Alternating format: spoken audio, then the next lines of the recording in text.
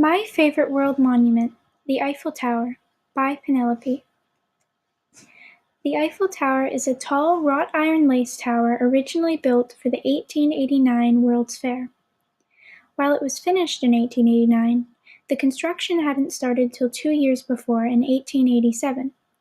The four men put in charge of the construction were Maurice Coltien, Émile Nohier, who were both engineers, Stephen Stravier, an architect, and Gustave Eiffel, an entrepreneur, who the building was named after.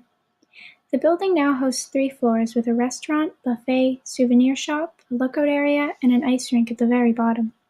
The Eiffel Tower is now worth over 435 billion euros. Construction on the Eiffel Tower started on January 28th of 1887 and ended 2 years later on March 31st of 1889. This is an extremely short time frame to build something as massive as the Eiffel Tower. For this we must give credit to the workers it took to build this marvel.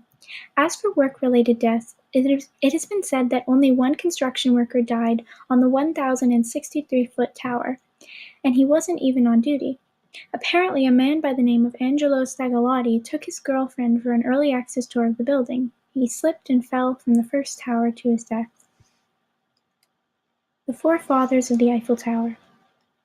Émile Nohier. Émile Nohier is a French civil engineer and architect born on the 17th of February, 1840. He co-designed the Eiffel Tower and Garabit Viaduct and the Fehérbey Bridge. As for education, Émile attended the École Polytechnique in Paris and graduated. He later went to École Nationale Supérieure des Mines de Paris and graduated in 1865. Émile passed away in 1897. Maurice Coltien. Maurice Coltien, born March 8, 1856, was a structural engineer of Swiss and French descent. He joined the Eiffel Tower project in 1879 at roughly 23 years of age. He worked on the Garabit Viaduct, a railway arch bridge in France, and Fehérbey Bridge, a road bridge in Senegal. Maurice sadly passed away in 1946. Stephen Stravier. Charles Léon Stephen Stravier was born on December 26, 1847, in Bontabule, Sarthe, in France, to a writer, socialist activist, and teacher father, and a housewife mother. In his later life, he attended and later graduated with honors from École Spéciale d'Architecture, and then helped create the design for the Eiffel Tower. Gustave Eiffel. Alexandre Eiffel, born December 15, 1832, worked as a civil engineer after graduating from École Centrale des Arts et Manufactures. Despite it being named after him, the Eiffel Tower is not the only notable building that Mr. Eiffel has created. He worked on many structures around France, and in his later years he even contributed to the building of the Statue of Liberty in New York. He sadly passed away in 1923. Color and design theory analysis.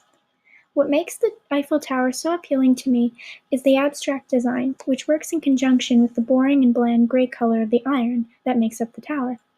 If you look at many buildings that were built during the late Victorian era, they were quite grand, exquisite, and in a kind of way Gothic. So the Eiffel Tower would have been quite a sight during that time. Despite being a marvel in modern architecture, the Eiffel Tower was not without its critics. Many Parisians disliked the tower as they felt that it took away from the Paris city line. Regardless of their opinions, I and many others would not think of Paris without it. Thank you for watching. Sources. And excuse this slide, I forgot to move my other pictures.